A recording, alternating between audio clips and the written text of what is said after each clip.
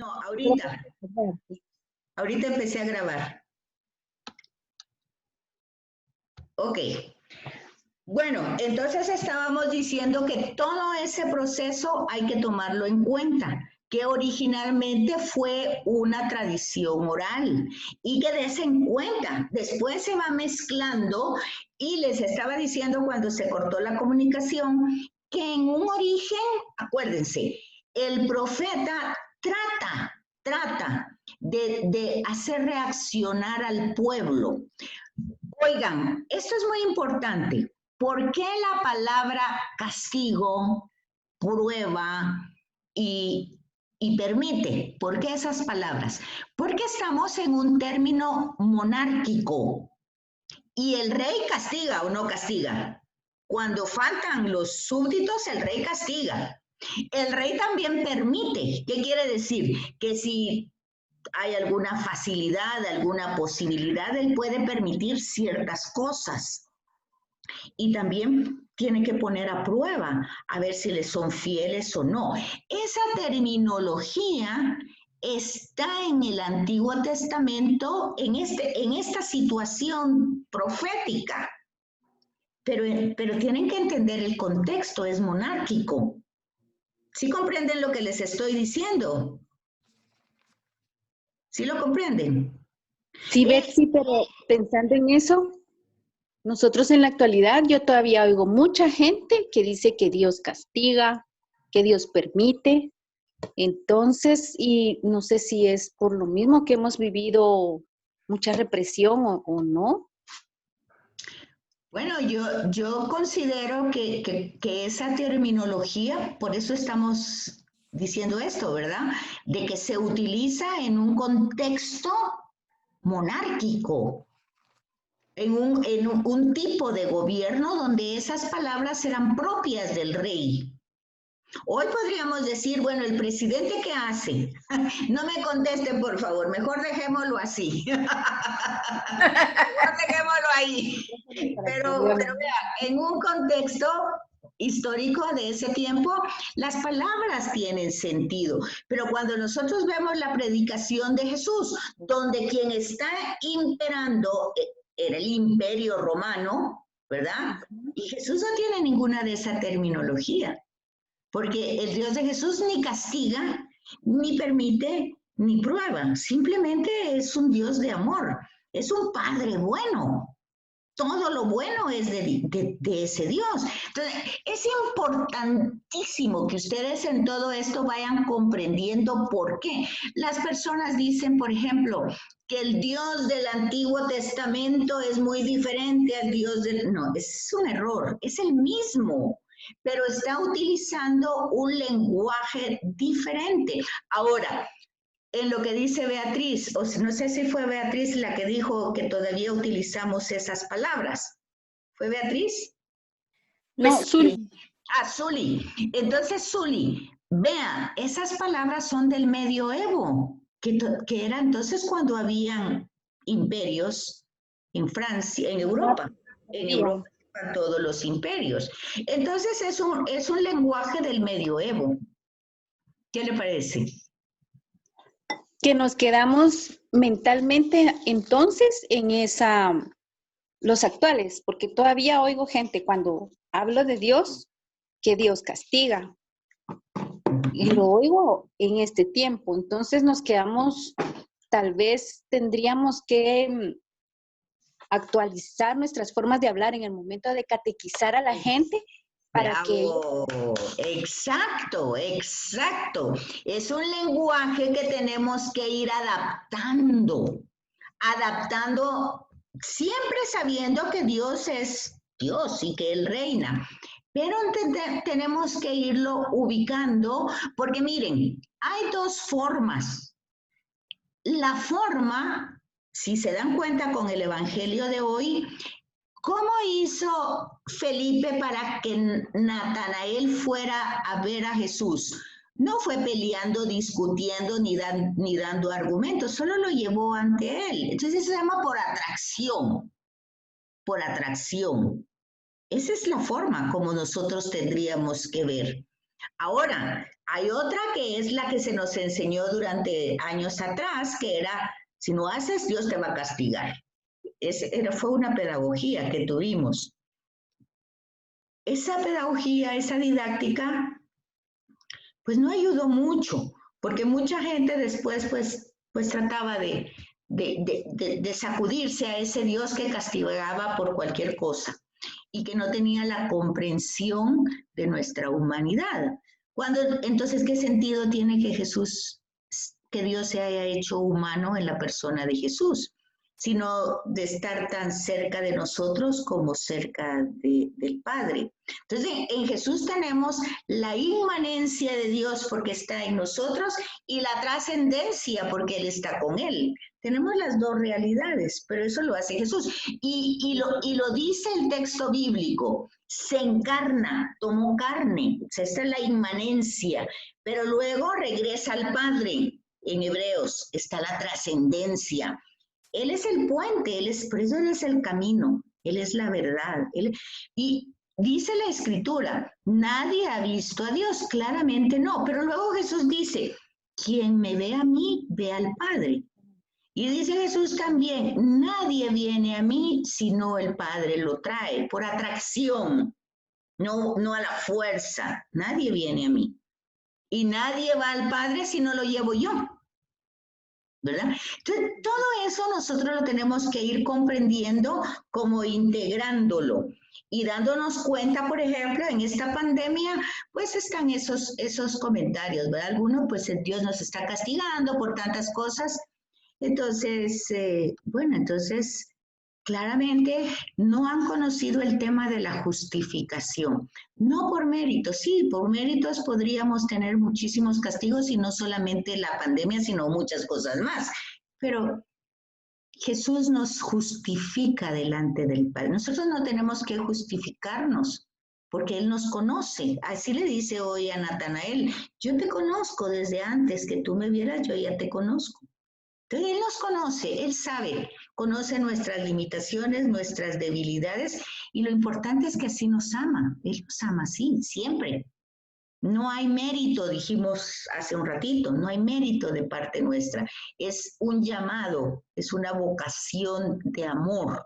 Entonces, eso se complementa y está en el Antiguo Testamento, porque cuando el profeta está anunciando daños, castigos, pruebas, pues lo que está diciendo es cambien, cambien. Vean el ejemplo de Jonás. Jonás va a Nínive, justamente a decir, miren, si ustedes tienen que cambiar de verdad esa forma de vida. Y el pueblo cambia, el rey hace ayuno, se arrepiente, y la misericordia de Dios que sobrepasa todo se desarrolla. Entonces, es solamente la forma como lo vamos a interpretar. Porque si aquí lo interpretamos, bueno, la gente lo que pasó fue que se asustó, tuvo miedo y por miedo cambió, entonces ya vemos todo como de otra manera. Pero si vemos que la misericordia y la paciencia de Dios con la justicia que es lenta va queriendo la salvación de toda la humanidad, a veces en contra del mismo profeta, en el caso de Jonás, que no quiere ir a predicar eso. Entonces, porque no, él quiere que lo castigue. A veces nosotros también queremos eso, que la persona que nos hizo daño queremos que Dios lo castigue. Y Dios dice, no, yo no voy a castigar a nadie, son mis hijos, todos son mis hijos. Y a veces eso no nos gusta a nosotros también. Entonces vemos que el profeta tiene esa función, pero ya cuando nos caímos en el hoyo y estamos hasta abajo, ¿qué es lo que empieza a darnos esperanza? Eso va a ser Ezequiel en Babilonia.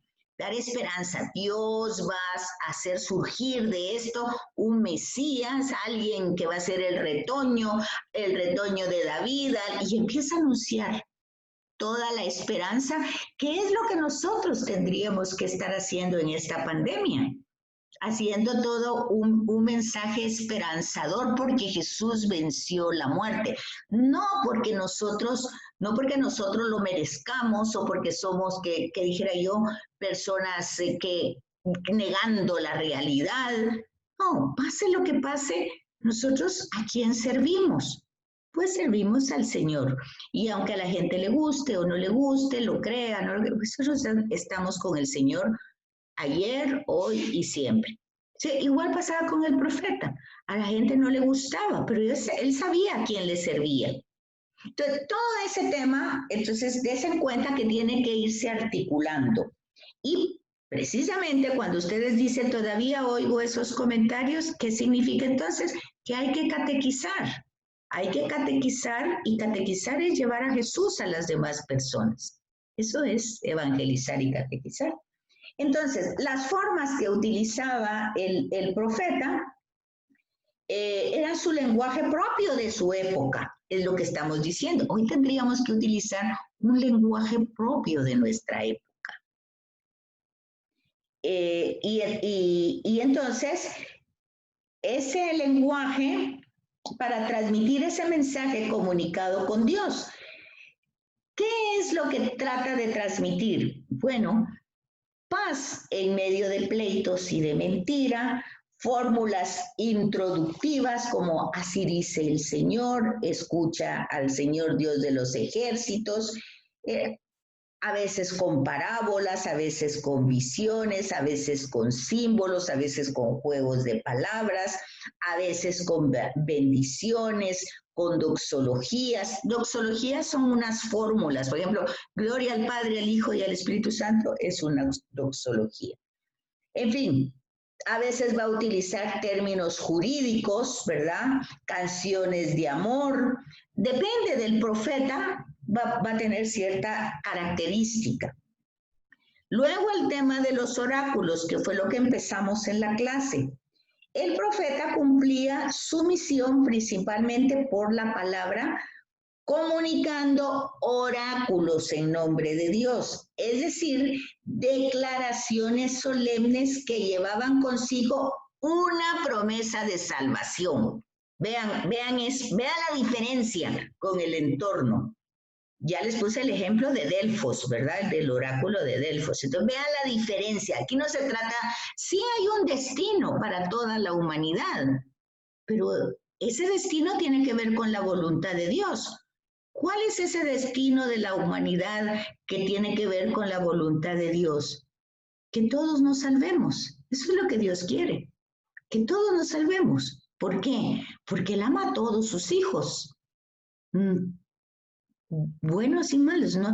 La lectura de ayer domingo era esa, ¿verdad? Buenos y malos. No hay diferencia. Y el ejemplo es para cualquiera que vaya, sea mamá o algo, o papá. Si tienen que escoger entre un hijo bueno o un hijo malo, los dos son hijos. No se puede. Entonces eso en amor extremo, Dios es así.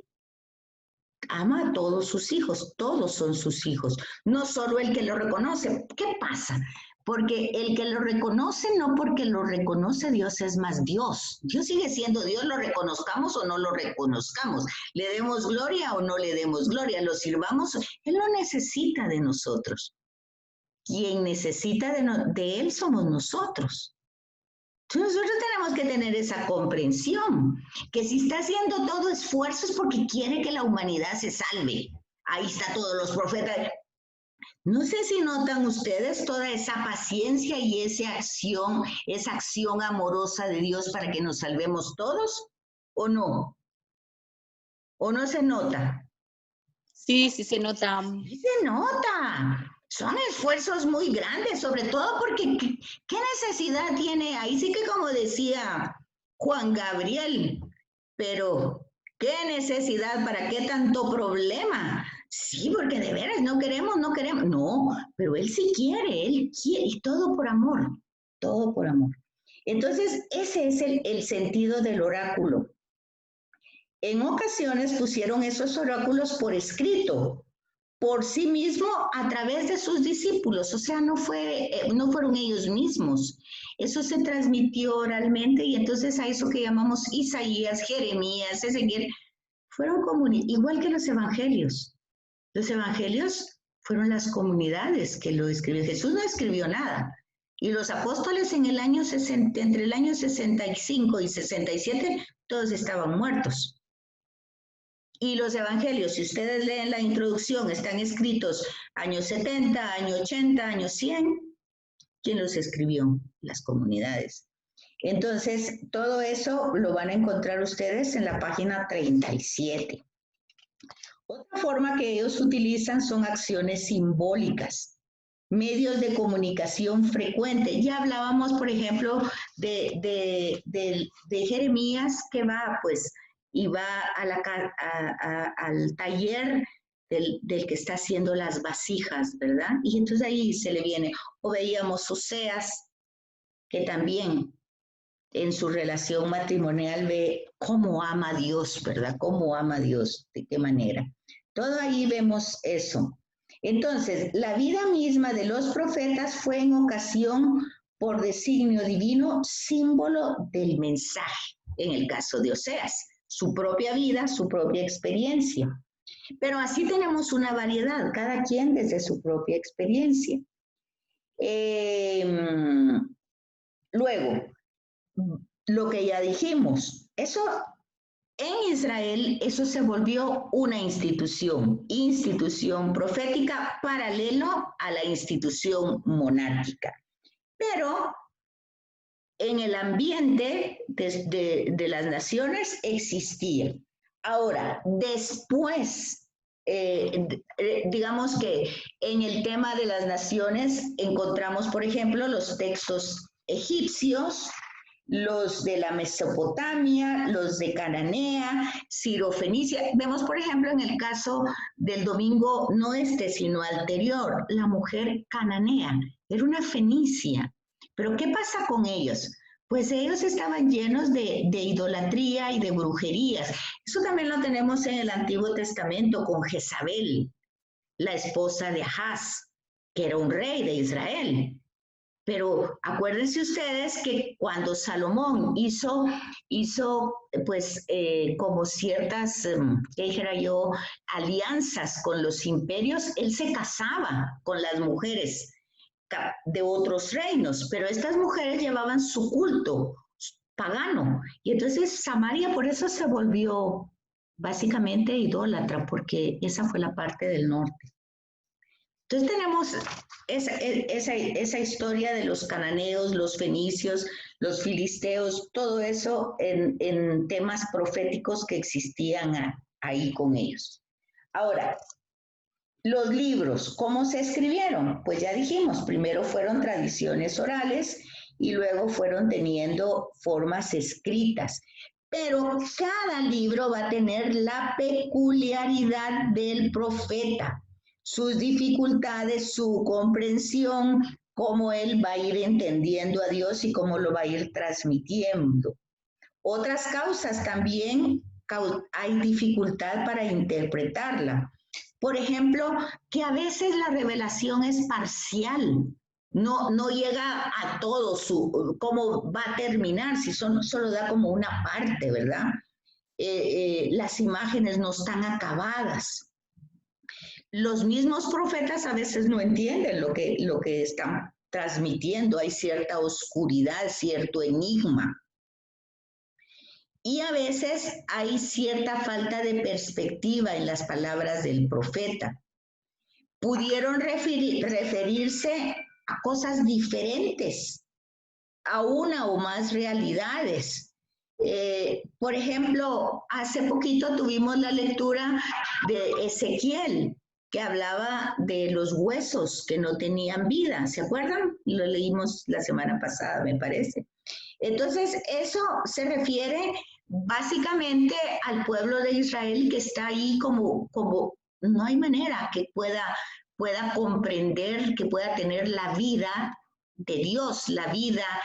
Ya en el Nuevo Testamento va a ser como la vida en el Espíritu. Una frase que Jesús viene y dice, vine a traer fuego y cómo estoy esperando que arda. O sea, una vida apasionada en Dios.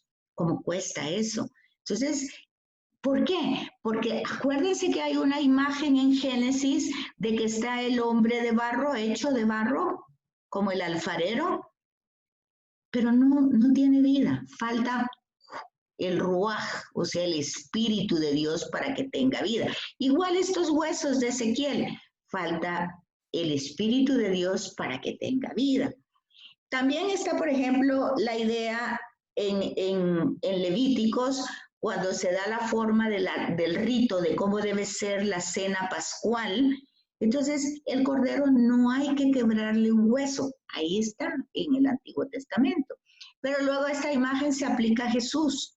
Él es el Cordero de Dios y no se le quebró ningún hueso.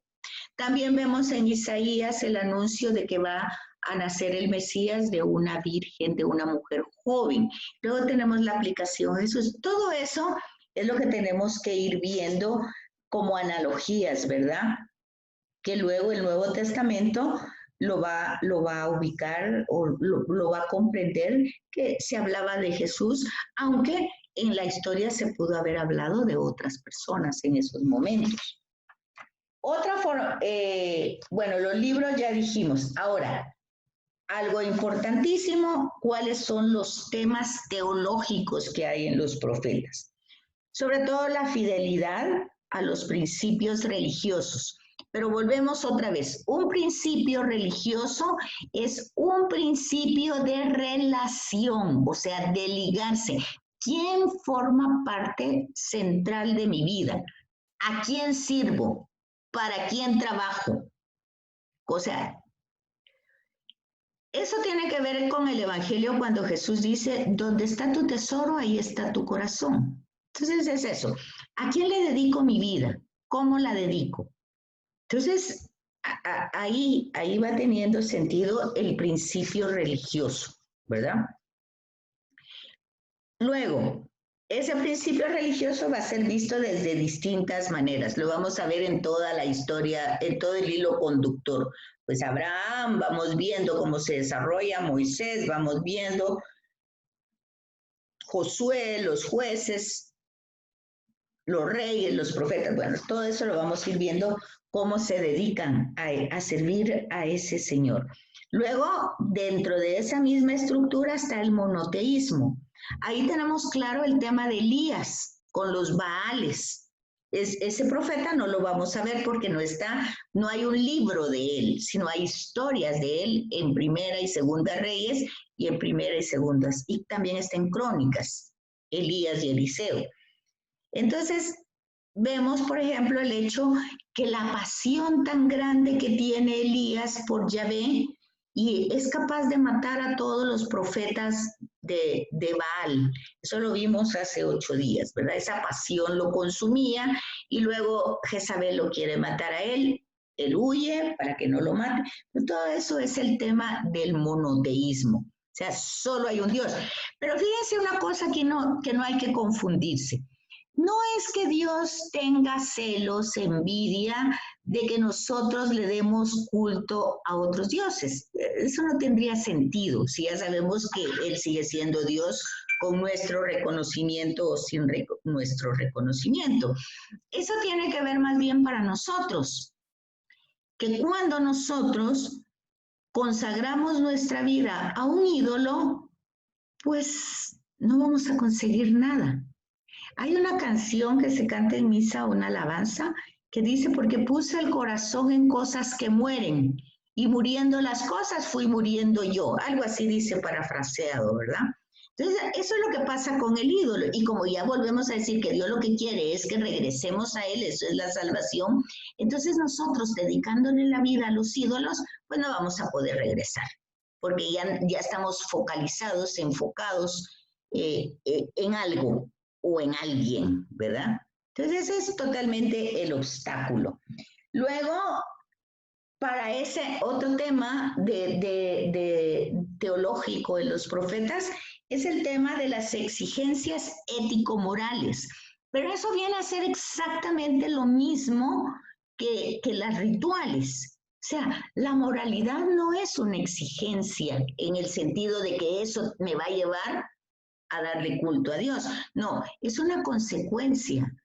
Si yo sé a quién le sirvo y cómo le debo de servir, yo tengo que hacer esfuerzos, pero por esa misma atracción a la relación que yo tengo con ese ser. Otra vez, tiene que ver con esa ligazón, con esa ligadura con ese ser. No es al revés, no es que porque yo lleve reglas morales y éticas, yo voy a tener acceso. ¿Sí me comprenden lo que estoy diciendo? Tanto en el tema ritual como el tema ético y moral son consecuencias de la intimidad con ese ser. ¿Sí se fijan?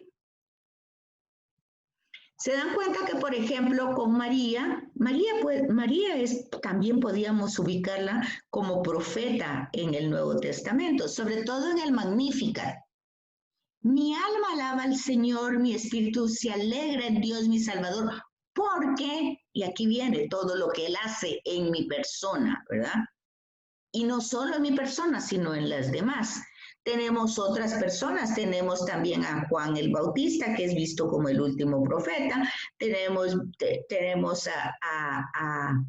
a Isabel, que profetiza también cuando llega María, ¿verdad?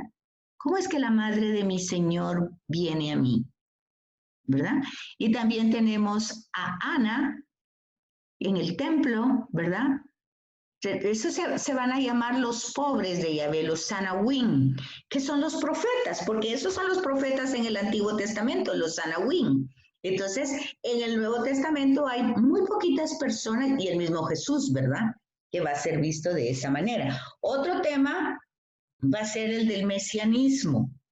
O sea, ante la dificultad de que nosotros ya no podemos arreglar la historia porque ya hemos hecho muchas cosas que la han destruido, solo nos queda confiar y esperar en Dios. Entonces, ¿cómo lo va a hacer Dios? Pues no sabemos, pero de que Él lo hace, lo hace. Y bueno, y así pasaba en el Antiguo Testamento. ¿Cómo va a ser ante todo este exilio, toda esta destrucción? Ya no tenemos tierra, ya no tenemos templo, ya no dice el Salmo, salgo a la calle y ¿qué miro? Muertos aquí, con hambre allá, solo miro desgracias. ¿Cómo se puede arreglar todo esto? Ese es el tema del mesianismo. En este contexto, los profetas inspirados por Dios dirigieron a menudo su mirada hacia el futuro, vislumbrando la figura del Mesías y del reino mesiánico, en el cual se había de cumplir cabalmente las promesas dadas por Dios. Y esa es la persona de Jesús, ¿verdad? Él se cumple todo. Sin embargo, en la predicación profética no siempre aparecen claramente distinguidos los diversos momentos de la realización de esas esperanzas, o sea, cómo se va a realizar. Pero habían 4 elementos que ellos sí tenían claros que tenía que hacer el Mesías. 4 cosas que tenían que hacer. Y ustedes me van a decir si Jesús lo hace. Reunir a las tribus. ¿Será que Jesús reunió a las tribus? ¿Cómo? ¿Cómo la reunió? Las comidas abiertas. Él reunía a toda la gente. Su cercanía con enfermos, con marginados, con poseídos, o sea, él reunía. Él tiene todo un mensaje de inclusión. Él no tiene un mensaje de sacar a nadie, sino que tiene un mensaje de... Entonces reúne las tribus. Una cosa. Otra cosa. ¿Purifica el templo? ¿Purifica el templo o no lo purifica? ¿Cómo?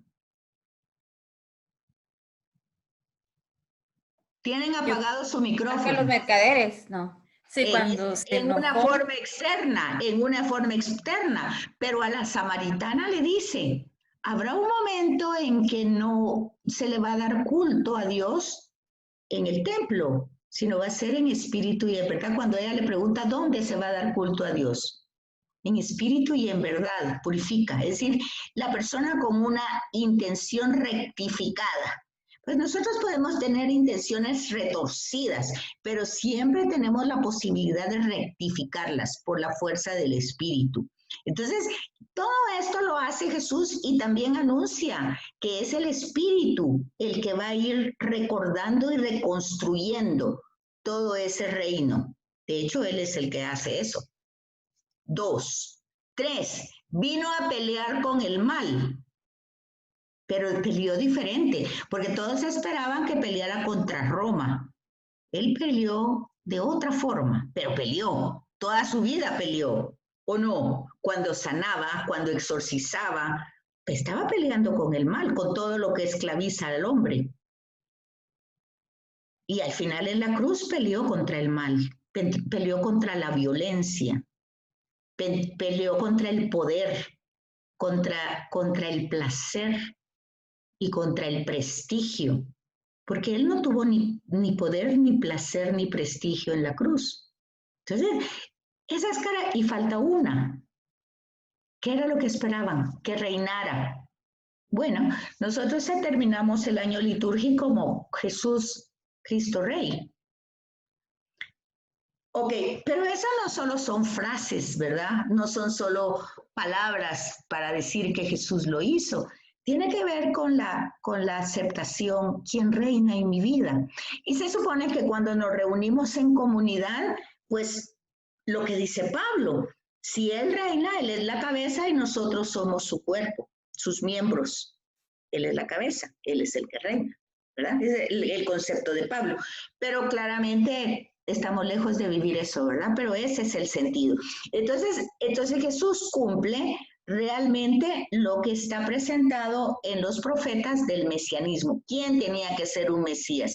El que reunía a las tribus, el que purificaba el templo, el que pelea contra el mal y el que va a reinar. Y Jesús claramente lo hace. Y entonces ya por último en la página 48 y 49 tenemos el tema de los profetas a la luz del Nuevo Testamento. Entonces dice que después de los salmos, que también forma parte de nuestro estudio, los textos proféticos son los más citados en el Nuevo Testamento, a veces explícitamente o con alusiones, pero fácilmente se pueden identificar. Entonces a veces son explícitos y a veces son implícitos, porque lo vamos, ayer por ejemplo, el domingo, la gran pregunta en Mateo, ¿y ustedes quién dicen que yo soy, verdad? Entonces, ¿quién es Jesús de Nazaret? Es todo esto lo que se va presentando, todo lo que había anunciado. De hecho, en el camino de Maús, Jesús le dice, tardos de entendimiento, ¿acaso no todos la escritura y los profetas hablan de mí? Pero entonces a veces hablan explícito y a veces hablan implícito, ¿verdad? Y eso es lo que nosotros tenemos que ir viendo. Bueno, ya estamos otra vez 5 minutos para que terminen, estamos esos 5 minutos para preguntas. Ya la otra semana sí ya tenemos los 4, los que dijimos, Isaías, Amós, Oseas y Miqueas, y Isaías, que es el que tocaría, es bastante largo. Entonces eso lo vamos a tratar de ver en la cuarta sección. O sea, la tercera va a ser Amós, Oseas y Miqueas, y la cuarta vamos a tratar de hacer todo Isaías. ¿Preguntas, dudas? Nada, todo clarísimo. Sí, Betsy. Tal vez cuando ya tengamos los libros, que sería bueno que lo leamos un poquito, ahora tal vez ahí van a salir algunas dudas, ¿verdad? Y primero Dios, ya la otra semana ya todos tenemos que tener nuestros libros. De todas maneras, acuérdense ustedes, por si no todos lo adquirieron y todo, porque no era una obligación, eso lo pueden ver en sus introducciones y lo pueden ver también en las notas de pie de página de las introducciones. Acuérdense que hay dos cosas. Uno, una introducción general de profetas, una introducción general de lo que es el profetismo. Y luego cada libro de cada profeta tiene su propia introducción. Y luego, cuando uno entra al texto, en las notas de pie de página, las que están abajito, hay que leerlas, porque ahí está ilustrado realmente lo que está diciendo el texto, porque hay que recordarse que la Biblia que tenemos, pues claramente ha sido traducida, más traducida, más traducida, traducida, más impresa. Entonces está adaptada a nuestra cultura, a nuestro lenguaje, pero así no se escribió, ¿verdad? Sobre todo si estamos hablando de los profetas, fue escrito en un hebreo primitivo, que ya ni siquiera existe, porque el hebreo que existe ahora es con vocales y el primitivo no tenía vocales, ¿verdad? Entonces luego eso se ha traducido de muchas formas. La Vulgata fue al latín, después la otra fue al alemán, y luego la nuestra viene al español, pero no ha habido tantas traducciones y hay tantas Biblias de acuerdo a las culturas y a los pueblos, ¿verdad? Entonces nosotros por eso necesitamos leer las notas de pie de página, porque ahí están las palabras originales y entonces van diciendo cómo se fue traduciendo y cómo podemos entenderlos nosotros. Así es que no sé si los virtuales, su horario es el mismo del nocturno, pero el nocturno por aquí terminamos. Ahora los virtuales, no sé cómo es el horario de ustedes, si es por hora, por hora y media. Pues yo creería tal vez para ir al mismo ritmo, pero no sé, no tenemos horario, o sea. Ah, no tienen horario. Pero tal vez para ir al mismo ritmo, como entonces, nos juntamos. Es hora y media. Hora y media, o sea, de 6 a 7 y media. Bueno, Leonor me dijo a 7 y cuarto, pero yo creo que el Zoom dura a las 7 y media. Así es que si tienen dudas, preguntas. 2 minutos nos quedan en el Zoom, miro yo. 2 minutos, sí, entonces ya eso. Pero, sí, cabal, la hora, 7:16 tengo yo. Pero ¿saben por qué? Porque mandé la invitación un poquito antes. Bueno, tal vez como 6 menos algo, la primera.